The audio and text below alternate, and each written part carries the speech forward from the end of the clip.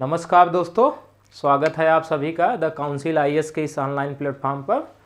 तो current affair की classes जो लगातार चल रही हैं, डेली हम मोस्ट इम्पॉर्टेंट क्वेश्चन लेके आ रहे हैं। इसमें हम जो मोस्ट इम्पॉर्टेंट चर्चा कर रहे हैं ये यूपीएससी और यूपी पीसीएस के अलावा जो अन्य स्टेट के पीसीएस हैं, जैसे बिहार पीसीएस, उत्तराखंड पीसीएस हुआ, जो है कि मध्य प्रदेश पीसीएस हुआ, इनके साथ साथ ये अन्य प्रतियोगी परीक्षाओं के लिए भी इम्पॉर्टेंट होंगे, क्योंकि उनको भी मैंने ध्यान रखा हुआ है। तो यूपीएससी जैसा कि कूट में क्वेश्चन बनाता है, कूट में क्वेश्चन ज़्यादातर पूछता है, तो उस तरह से हमने कूट में भी इसको लिया हुआ है क्वेश्चन। और साथ में अगर यूपी पीसीएस को देखा जाए या बिहार पीसीएस को देखा जाए तो वो वन लाइनर में क्वेश्चन बनाता है, जो अन्य प्रतियोगी परीक्षाएँ जैसे वनडे एग्जाम वाले हैं उनके में भी पूछा जाता है। तो इन दोनों को भी ध्यान दे करके हमने बनाया हुआ है क्वेश्चन को। तो ये आप चाहे वनडे की तैयारी कर रहे हो, अन्य प्रतियोगी परीक्षाएं जो भी हैं उनके लिए भी ये फ़ायदा देगा। अब यूपीएससी और पीसीएस के लिए तो इम्पॉर्टेंट है ही। तो जल्द से आप लोग जुड़ जाएं वीडियो में, और वीडियो को प्लीज़ शेयर भी कर दें ताकि अन्य लोगों को भी इससे फ़ायदा मिल सके। कमेंट करते रहें ताकि हमें भी इससे उत्साहवर्धन मेरा होता रहे। हमारी जो फैकल्टियां हैं जिसमें इसमें रिसर्च टीम काम कर रही है, वो सारे अनुभवी लोग जो क्वेश्चन को सिलेक्ट करते हैं, ये देखते हैं कि जो आपके लिए इम्पॉर्टेंट हो वही आया जाए। इसलिए मैंने इसका नाम दिया है MIQ, यानी मोस्ट इम्पॉर्टेंट क्वेश्चन। तो मोस्ट इम्पॉर्टेंट क्वेश्चन होगा, इसको आपको ध्यान से देखना है। और जैसा कि ये भी है कि यूपीएससी में परीक्षाओं में बस एक जगह अंतर बदल जाता है, कुछ ऐसा तथ्य दे दिया जाता है कि क्वेश्चन का प्रारूप ही बदल जाता है। तो बड़े ही ध्यान के साथ आपको करंट अफेयर पर पैनी नज़र रखने की ज़रूरत होती है। और मैं आपको इंट्रोडक्शन वीडियो में भी बोला था कि मेंस में और प्री में दोनों में करंट अफेयर का बहुत ज़्यादा रोल है। और मेंस में वैसे ही क्वेश्चन आते हैं, अगर परंपरागत विषय को देखा जाए तो परंपरागत विषय में वही क्वेश्चन ज़्यादा पूछे जाते हैं ना, जो कहीं न कहीं करंट अफेयर से रिलेटेड होते हैं, जो चर्चा में रहे हैं। तो इसलिए भी करंट अफेयर महत्वपूर्ण हो जाता है। तो आपको इस पे पैनी नज़र रखने की ज़रूरत होगी, बड़े ही विधिवत ढंग से इस पे पढ़ने की ज़रूरत रहेगी। लेकिन याद रखना है कि देश विदेश में इतनी करंट अफेयर की घटनाएं घट रही है, तो सारे घटनाओं पर नज़र रख पाना मुश्किल है। आप जिस लिए तैयारी कर रहे हैं उस दिमाग के साथ, उस लेवल से आपको सोचना है कि हमारे लिए कितना इम्पोर्टेंट है ये चीज़। तो हमने ये जो डिज़ाइन किया है, ये मेन तो हमारा यूपी पीसीएस और आईएएस के लिए है, लेकिन कई सवाल ऐसे होते हैं जो सीधे तौर पर वनडे एग्जाम में भी पूछ लिए जाते हैं, तो उनके लिए भी ये इम्पॉर्टेंट होगा। तो आप लोग जल्द से जुड़ जाएं और वीडियो को अधिक से अधिक लोगों को शेयर कर दें। अधिक लोग जुड़ते जाएं, चैनल को सब्सक्राइब करते चलें और लोगों से भी करवाइए इसमें, क्योंकि धीरे धीरे अभी हमने शुरुआत किया है, तो धीरे धीरे चीज़ें बढ़ती जाएगी और आपके लिए हम बेहतर लेके आएंगे। और मैं आपको बता दूँ कि हमारे यहाँ काउंसिल आईएएस में 22 नवंबर से ऑफलाइन बैच स्टार्ट हो रहा है। कोरोना के बाद हमारा पहला बैच है, और जिसलिए हमारी संस्थान जानी गई है वो फैकल्टियों के साथ, वो मजबूत फैकल्टी के साथ हमारा ऑफलाइन बैच स्टार्ट हो रहा है। तो वो पीसीएस और आईएएस को ध्यान में रख कर के ये बैच हुआ है। तो जिस तरह से हमने रिजल्ट लगातार देते आए हैं उसी तरह ये भी होगा। तो आप लोग जुड़ें और ऑफलाइन बैच में पढ़ें, अपने लक्ष्य को सार्थक करें, यही हमारा उद्देश्य रहेगा और सदैव रहा है उद्देश्य यही। तो हमारी जो संस्था जानी गई वो सारी चीज़ें आपको प्रोवाइड की जाएगी और आप बेहतर आसान ढंग से आप अपने लक्ष्य को प्राप्त कर सकेंगे, वो हम लोग प्रयास करेंगे। तो शुरू करते हैं आज की करंट अफेयर की क्लास, जो अभी हमने 10 क्वेश्चन को लेके आ रहे हैं इसमें। तो आज की क्लास शुरू करते हैं और देखते हैं हमारा पहला क्वेश्चन क्या है कि हाल ही में भारत के किस शहर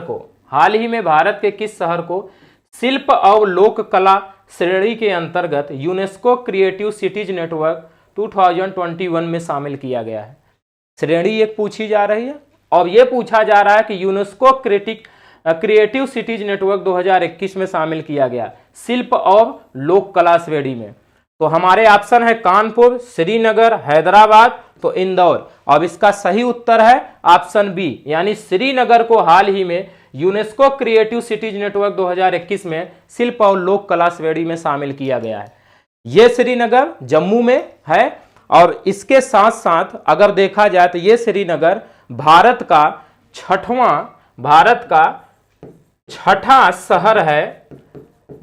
छठा शहर है जिसको यूनेस्को ने अपने क्रिएटिव सिटी नेटवर्क में शामिल किया। ये छठा शहर है। एक और इसमें जो 5 शहर हैं, एक आप देखेंगे मुंबई है, मुंबई को एक शहर को शामिल किया गया है, चेन्नई शामिल है, हैदराबाद शामिल है, देखेंगे आप हैदराबाद शामिल है।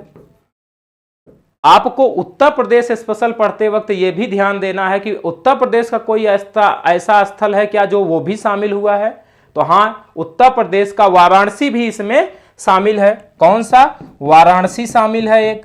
और फिर एक शामिल इसमें राजस्थान का जयपुर है।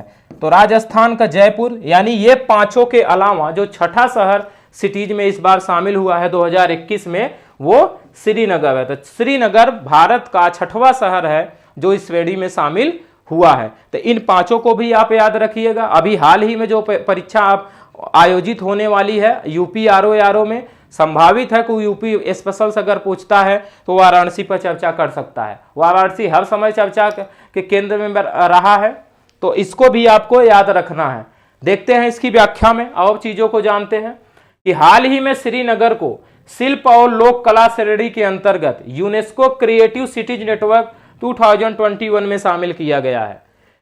इस नेटवर्क में अब तक 90 देशों के 295 शहर शामिल हैं। कितने शहर टोटल शामिल है? अगर विश्व के लेवल पर देख लिया जाए तो 295 शहर अब तक इसमें शामिल हो चुके हैं, और वो कुल मिलाकर के 90 देशों से वो शहर हैं। रचनात्मक शहरों के नेटवर्क को 2004 में उन शहरों के बीच सहयोग को बढ़ावा देने के लिए बनाया गया था जिन्होंने रचनात्मकता को सतत शहरी विकास हेतु एक रणनीतिक कारक के रूप में पहचाना है। अगर इसकी शुरुआत पूछी जाती है कब हुआ है, तो ये 2004 ईस्वी में हुआ था। 2004 ईस्वी मतलब 2004 से लगातार इसमें जो है कि शहरों को शामिल करते जा रहे हैं। तो इस बार 2021 में भारत का श्रीनगर को शामिल किया गया है। ये इंफॉर्मेशन आप रखिए इतना। नेक्स्ट क्वेश्चन देखते हैं कि हाल ही में उत्तराखंड का कौन सा स्थापना दिवस मनाया गया है? हाल ही में उत्तराखंड का कौन सा स्थापना दिवस मनाया गया? हमारे ऑप्शन है 15वां, 21वां, 22वां, 25वां। तो इसका उत्तर है बी, यानी 21वां स्थापना दिवस हाल ही में मनाया गया है। जैसा आपको पता है कि उत्तराखंड पहले उत्तर प्रदेश का हिस्सा था, बाद में जो है कि इसमें से निकाल करके 2000 में उत्तराखंड राज्य का अलग निर्माण किया गया, जो भारत का 27वां राज्य बना। भारत का कौन सा राज्य बना? 27वां राज्य बना। तो ये इस बार स्थापना दिवस जो मनाया है वो 21वां अपना स्थापना दिवस मनाया है। तो देखते हैं वो चीजें इसमें। 9 नवंबर 2021 को, कब? 9 नवंबर 2021 को उत्तराखंड का 21वां स्थापना दिवस मनाया गया। 21 स्थापना दिवस मनाया गया। उत्तराखंड के गठन की अगर बात करें तो 9 नवंबर 2000 को कब हुआ? 9 नवंबर 2000 को भारत के 27वें राज्य के रूप में किया गया था। भारत के 27वें राज्य के रूप में किया गया था। वर्तमान उत्तराखंड राज्य पहले उत्तर प्रदेश राज्य का हिस्सा था। पहले अपने उत्तर प्रदेश राज्य का हिस्सा था। इसे उत्तर प्रदेश के उत्तरी हिस्से को अलग करके बनाया गया था। कब बनाया गया था? तो 2000 में बनाया गया था।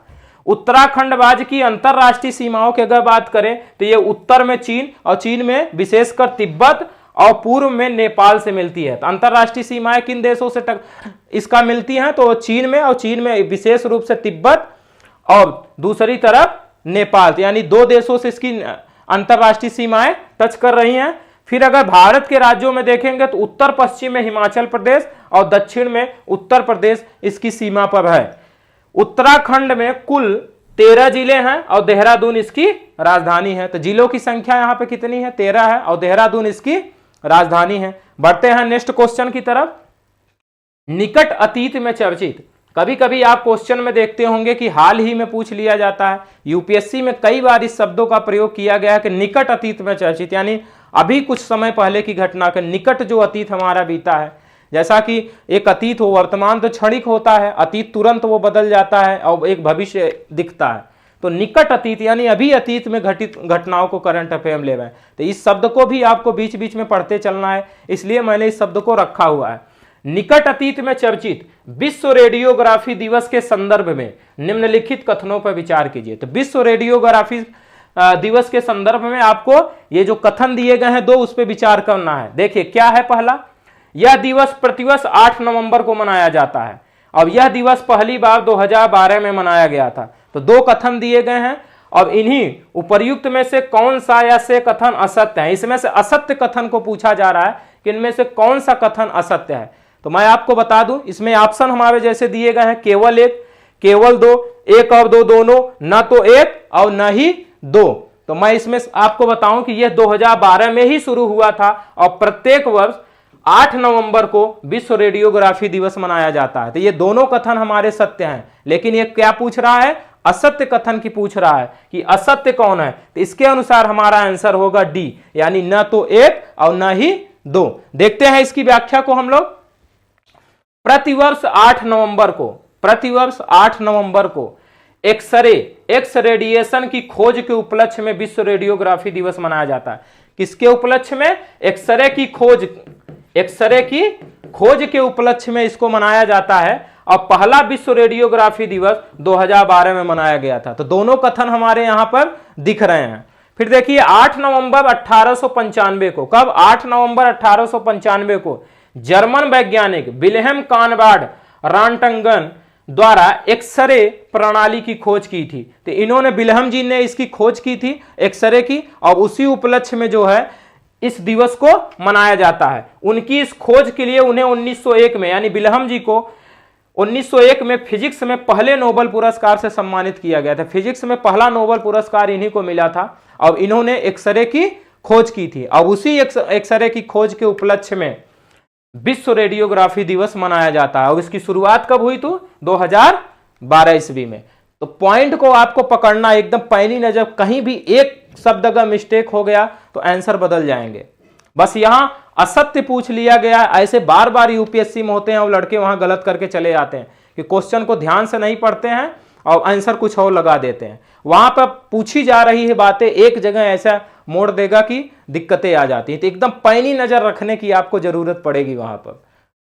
ठीक, नेक्स्ट क्वेश्चन पर बढ़ते हैं हम लोग। चौथा नंबर हमारा क्वेश्चन है कि हाल ही में जारी ग्लोबल ड्रग्स पॉलिसी इंडेक्स 2020 में भारत का स्थान 21 में भारत का स्थान क्या है? तो 2021 जो है उसमें ग्लोबल ड्रग्स पॉलिसी इंडेक्स में भारत का स्थान क्या है, यह पूछा जा रहा है। हमारे ऑप्शन है 5वां, 10वां, 18वां और 25वां। तो हमारा जो इस बार रिपोर्ट जो आई उसमें भारत का स्थान जो है वो 18वें स्थान पर है। 18वें स्थान पर भारत इस बार है। देखते हैं इसमें, हाल ही में हार्म रिडक्शन कंसोर्टियम द्वारा ग्लोबल ड्रग्स पॉलिसी इंडेक्स का उद्घाटन संस्करण जारी किया गया। आपको यह भी ध्यान रखना है कि कोई अगर रिपोर्ट जारी होती है तो उसको आपको यह भी याद रखना है उसमें कि यह कौन जारी कर रहा है, क्यों, कौन सी संस्था जारी कर रही, कौन सा देश जारी कर रहा है, यह पूछ लिया जाता है। तो आपको यह भी ध्यान रखना है। तो हार्म रिडक्शन कंसोर्टियम द्वारा इसको जारी किया गया। इस सूचकांक में 30 देश, कितने देश शामिल हैं?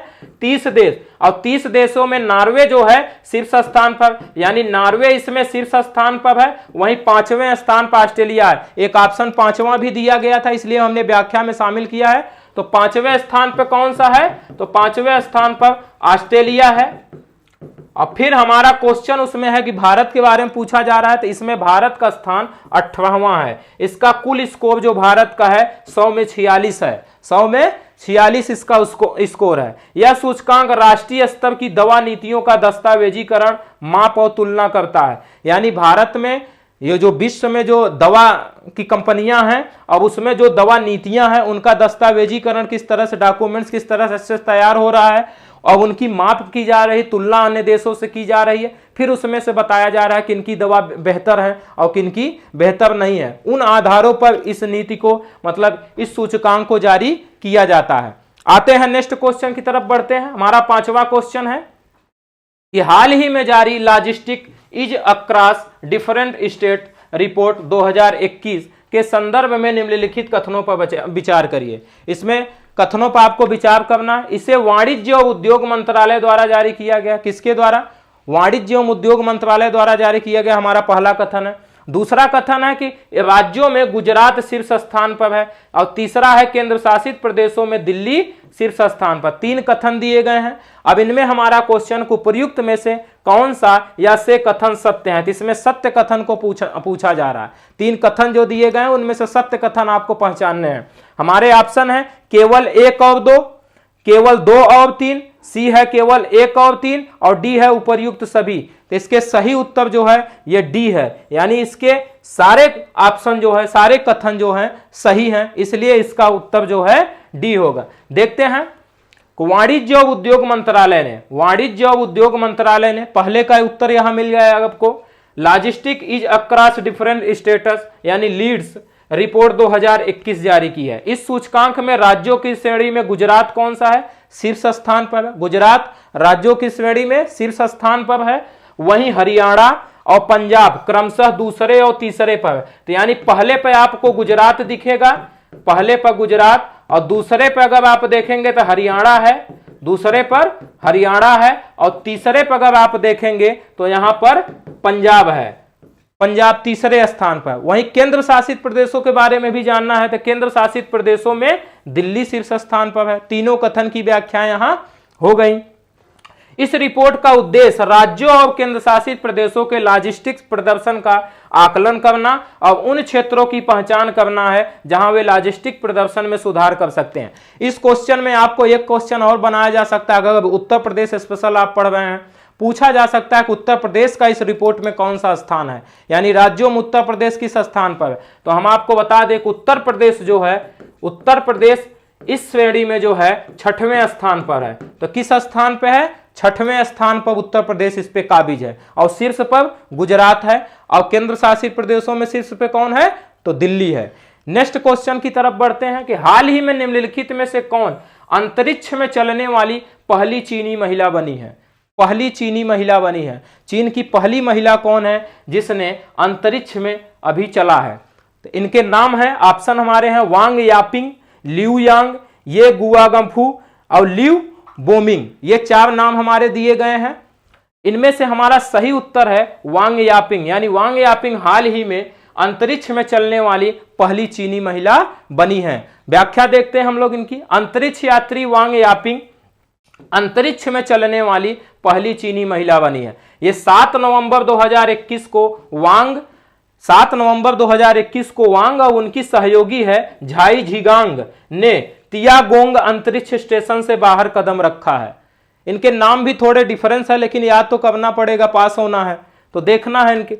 ये 6 महीने अंतरिक्ष स्टेशन पे बिताएंगे। अंतरिक्ष स्टेशन पे कितने महीने बिताने वाले हैं, 6 महीने बिताएंगे। तियागोंग एक अंतरिक्ष स्टेशन है जो चीन द्वारा बनाया गया है। ये एक अंतरिक्ष स्टेशन है जिसका निर्माण चीन द्वारा पृथ्वी की निचली कक्षा में किया जा रहा है, निचली कक्षा में किया जा रहा है। अगर देखा जाए इसका निर्माण सतह से 340 से 450 किलोमीटर के बीच किया जा रहा है। तो ये आपको कुछ फैक्ट याद रखने होंगे, कितना किया जा रहा है एक अनुमान के अनुसार। अगर आप मेंस में अगर इस क्वेश्चन को अगर आता है, आप मान ले अंतरिक्ष की दुनिया का विकास आप दिखा रहे हैं, तो चीन जैसे क्षेत्रों को भी अगर उसमें आप मेंशन कर रहे हैं तो आप बता सकते हैं उस चीज़ों में, क्योंकि यहाँ पे पॉइंट न पीटी के लिए महत्वपूर्ण तो है ही, साथ साथ मेंस के लिए भी आपको जरूरत पड़ सकती है, जहाँ पर आप लिखते वक्त इन तथ्यों को डाल सकते हैं। इससे आपका क्वेश्चन जो होगा और जो क्वेश्चन के अनुसार आपकी राइटिंग होगी, स्किल जो लेखन कला होगी वो मजबूत दिखेगी।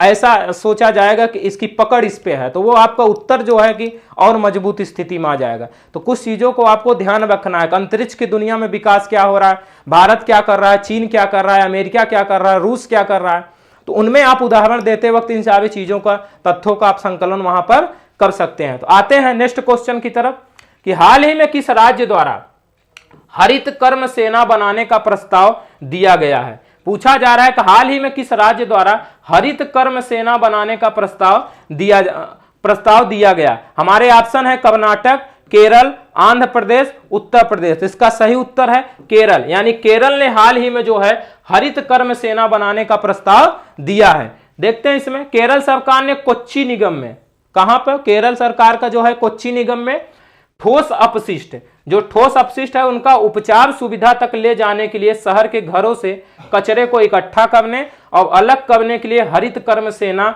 यानी ग्रीन एक्शन फोर्स बनाने का प्रस्ताव दिया है। जो भी अपशिष्ट कचरे के रूप में उपस्थित होंगे उनको इकट्ठा किया जाएगा और उनको जो है कि उपचार सुविधा, जहां उपचार उसका किया जाएगा, अपशिष्ट का उसका पुनः उपचार किया जाएगा, वहां तक ले जाने के लिए जो है हरित कर्म सेना यानी ग्रीन एक्शन फोर्स बनाने का प्रस्ताव केरल सरकार द्वारा किया गया है। यह मसौदा कानून केरल नगर पालिका अधिनियम की धारा 33 के अनुसार तैयार किया गया है। तो केरल नगर पालिका अधिनियम की धारा जो 33 है उसके अनुसार इसको तैयार किया गया। नगर निकाय के सभी संभागों में ग्रीन एक्शन फोर्स का गठन किया जाएगा, ग्रीन एक्शन फोर्स का गठन किया जाएगा।